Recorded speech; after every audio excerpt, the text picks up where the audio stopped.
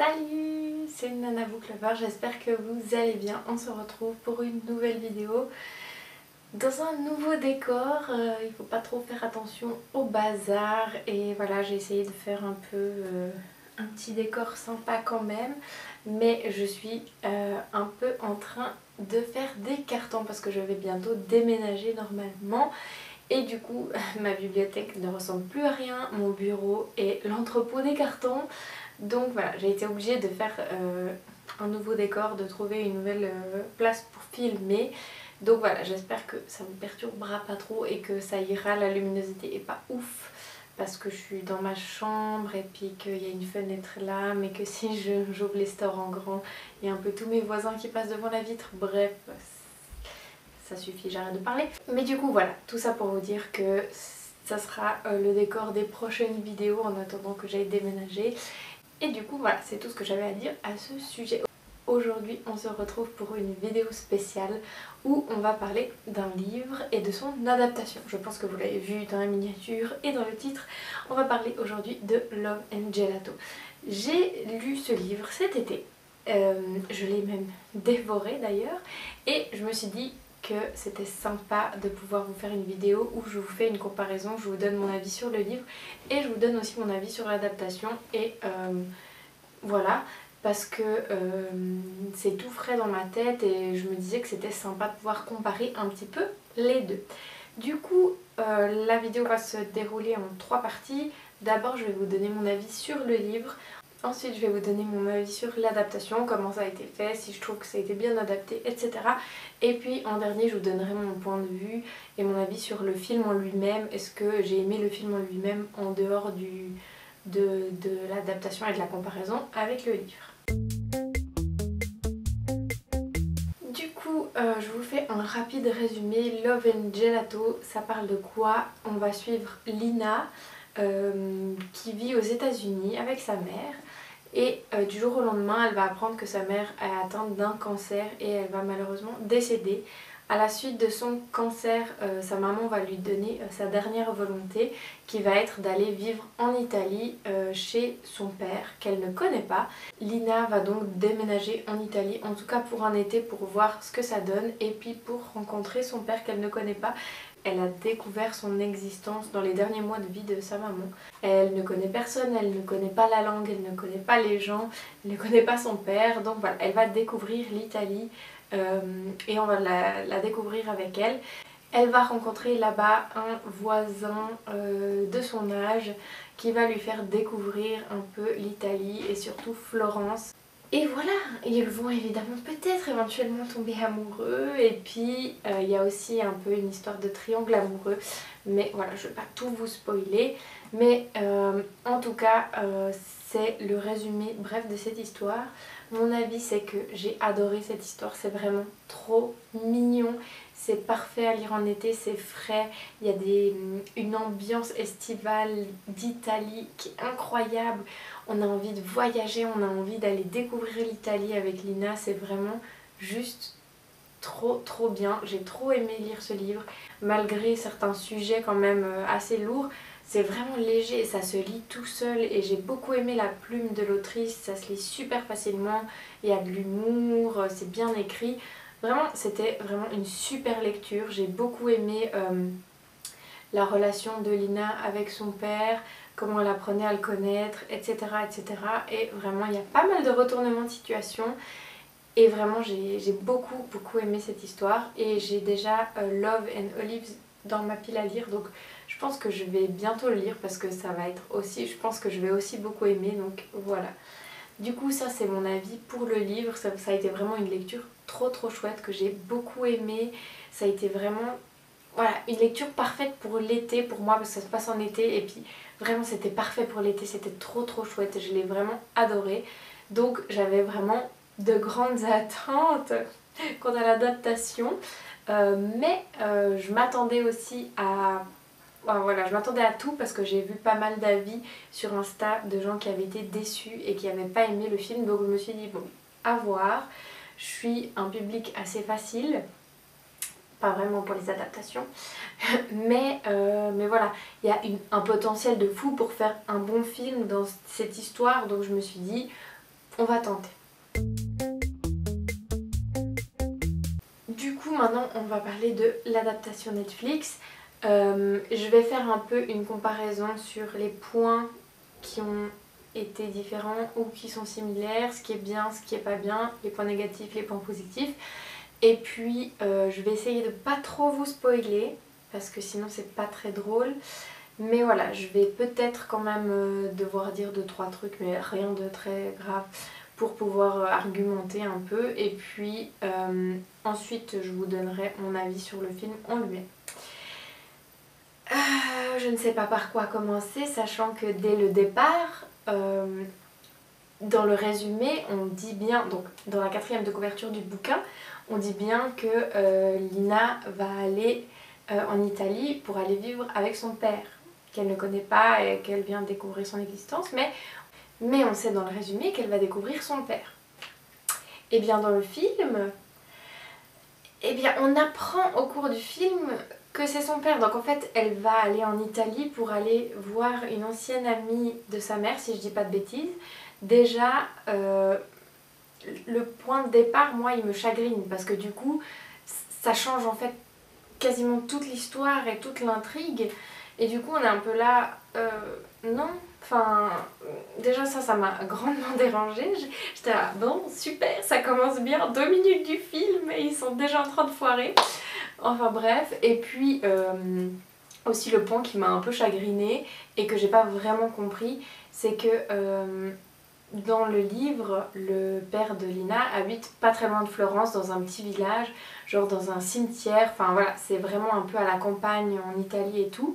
Et là, dans le film, elle arrive, boum, elle est à Rome. Et genre l'ami de sa mère et du coup son père, et ben ils habitent à Rome. Et on est un peu là genre, non, pourquoi?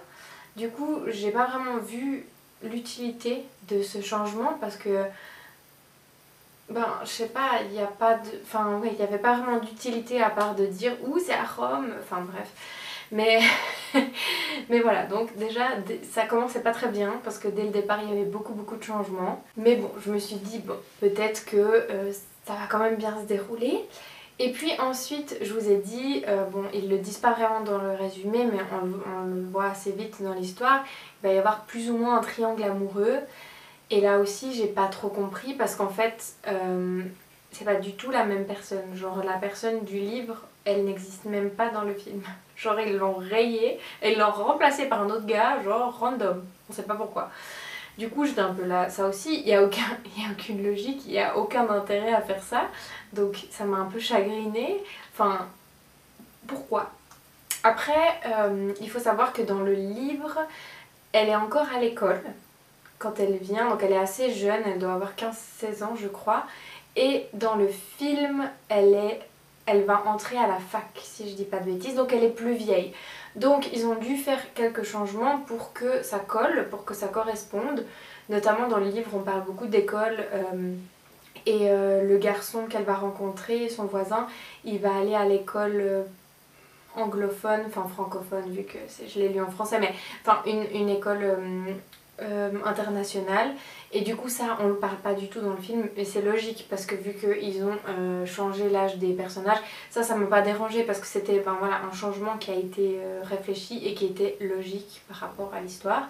Mais du coup là le fait de changer totalement le personnage, j'ai pas trop compris. Donc voilà, ça, deuxième truc que ça passait pas. Pareil, du fait qu'ils ont changé l'âge des personnages, ils ont un petit peu adapté leur personnalité et ça j'ai pas trop aimé non plus parce qu'en fait le personnage principal de Lina dans le livre, elle est fan de la course, elle court beaucoup, c'est juste que son passe-temps à elle c'est de courir et elle adore manger et c'est les deux choses un peu qui sont importantes pour elle et qu'on développe un peu dans le livre. Et dans le film ils l'ont rendu l'intello de service, qui aime beaucoup lire, qui adore l'école et qui est à fond dans ses études. Alors, j'ai rien contre ça, hein, parce que c'est un peu le résumé de ma vie, hein, la grosse intello qui adore lire, enfin voilà. Mais c'est juste que j'ai pas compris non plus, parce que du coup, ils ont vraiment changé son personnage, et je trouvais que du coup, elle collait pas du tout au personnage qu'elle était dans le bouquin. dans le livre elle a un sacré caractère et dans le film elle est là genre c'est un peu une grosse nunuche quoi. Enfin vraiment le cliché de tous les films et de toutes les histoires, et je trouvais que justement ça changeait parce qu'elle avait quand même un petit caractère dans le film, dans le livre. Et là, ils ont tout effacé quoi. Pour faire gros, ils ont changé énormément de choses dans le film par rapport au livre, et il y a quelques points qui sont cohérents et qui collent, mais la majorité des points, j'ai vraiment pas compris pourquoi ils l'avaient changé, et ça a pas du tout servi en fait l'adaptation. Je trouve que ça a pas du tout permis à l'adaptation d'être mieux que ce qu'elle était en livre. Donc ça m'a vraiment dérangée.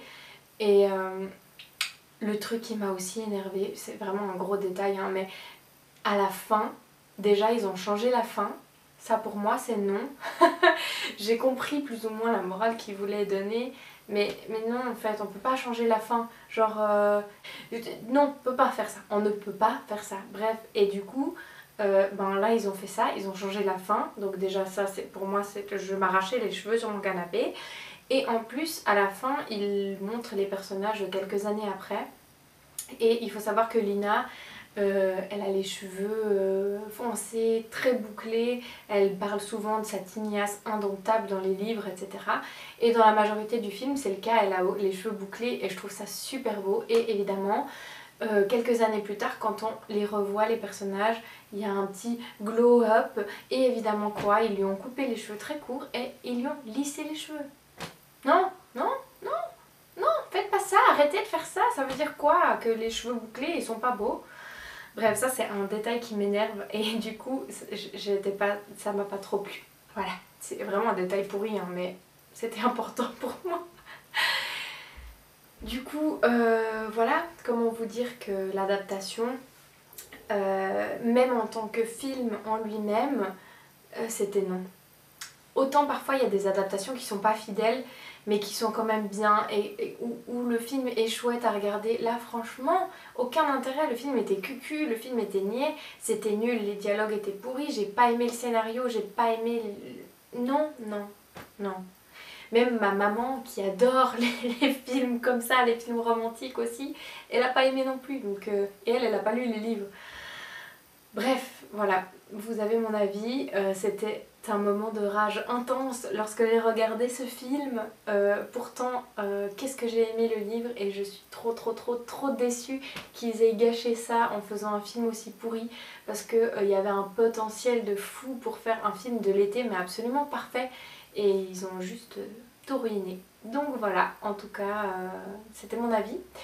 Après, c'est que mon avis, libre à vous d'avoir aimé ce film et je suis hyper contente pour vous si c'est le cas et si vous l'avez aimé. Mais ça n'a pas du tout été mon cas. Donc voilà, dites-moi d'ailleurs en commentaire si vous avez lu le livre, déjà, de 1, est-ce que vous l'avez aimé? Et si vous avez vu le film, et si vous l'avez aimé, voilà. Et si vous avez aimé l'adaptation, comment elle avait été faite.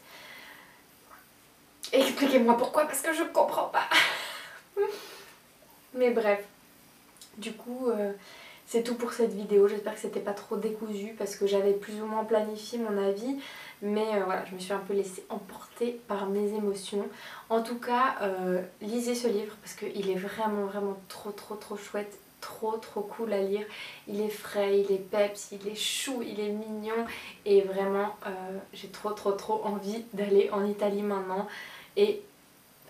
de voir tous ces magnifiques paysages décrits dans l'histoire. Donc voilà, en tout cas, si ça vous a plu, n'hésitez pas à laisser un petit pouce bleu, à vous abonner si vous voulez pas manquer mes prochaines vidéos.